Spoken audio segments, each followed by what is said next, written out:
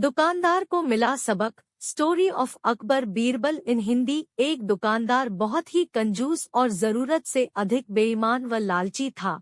वह बर्तनों को बेचता और खरीदता था। शहर के अधिकांश लोग उसके व्यवहार से परेशान व दुखी थे। आथा सबने मिलकर उस दुकानदार की शिकायत बीरबल से की। हुजूर, वह दुकानदार बहुत ही लालची, धूर्त और बेईमान है। मेहरबानी करके आप उस दुकानदार को सबक सिखाएं। स्टोरी ऑफ अकबर बीरबल इन हिंदी। दुकानदार को मिला सबक। बीरबल सबकी शिकायत पर उस दुकानदार से जाकर मिले और उसकी दुकान से 3 पतीले खरीद कर ले आए। कुछ समय बाद एक छोटी सी पतीली लेकर दुकानदार से मिले और कहने लगे, आपके बड़े पतीले ने इसे पैदा किया है, आप इस पतीली को रख लें। दुकानदार बहुत ही प्रसन्न हुआ और पतीली लेकर चुपचाप रख ली। यह भी नहीं सोचा कि भला पतीला पतीली को कैसे पैदा कर सकता है। 15-20 दिन के बाद बीरबल एक बड़ा पतीला लेकर दुकानदार से मिले और बोले, मुझे आपके पतीले ठीक नहीं लगे, आप मुझे इनका मूल्य लौटा दें। यह सुनकर दुकानदार बौखला गया और ऊंची आवाज में बोला, आप तो केवल एक पतीला लेकर आए हैं, मैंने तो आपको 3 बड़े पतीले दिए थे। बीरबल दुखी स्वर में बोले, हाँ मुझे याद है, लेकिन क्या बताऊं, 3 में से 2 की मौत हो गई है। दुकानदार यह सुनते ही चिढ़ गया और भौहें चढ़ाते हुए बोला, क्या बात करते हैं जनाब, पूरे नगर में क्या एक मैं ही आपके मूर्ख मिला हूँ?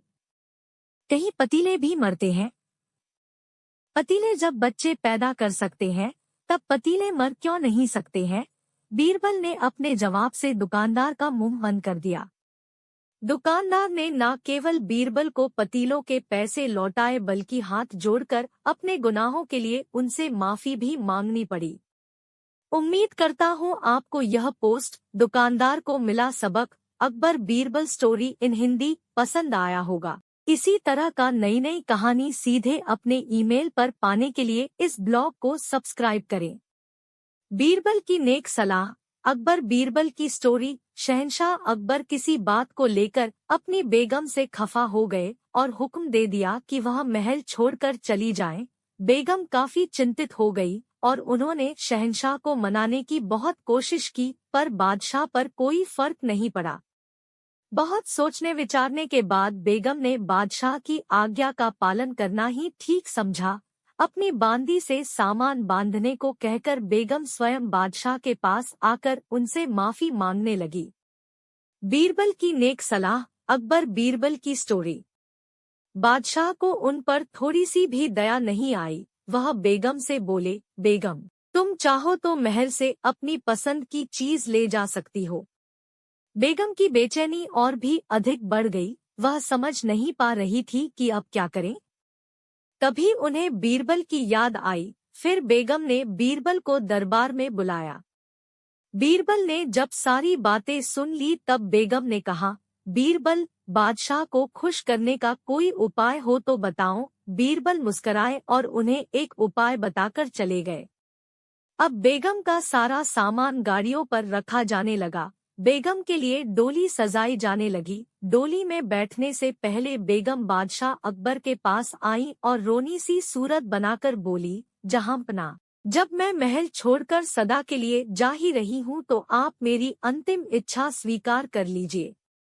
मैं अपने हाथों से आपको एक गिलास शरबत पिलाना चाहती हूँ, न मालूम फिर कभी आपसे मिलना हो या न हो।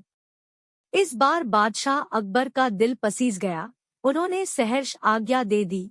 बेगम ने आज्ञा मिलते ही बादशाह को प्रेमपूर्वक शरबत पिलाया। शरबत में पहले से ही नशीली दवा मिली हुई थी।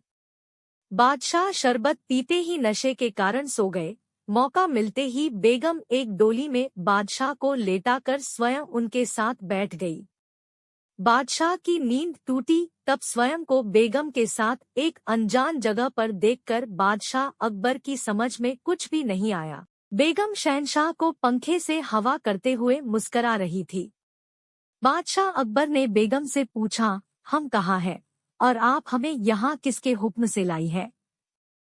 बेगम ने सिर झुकाकर नरम आवाज में कहा, जहांपना, आपने ही तो हुक्म दिया था कि मैं महल से अपनी पसंद की चीज साथ ले जा सकती हूँ।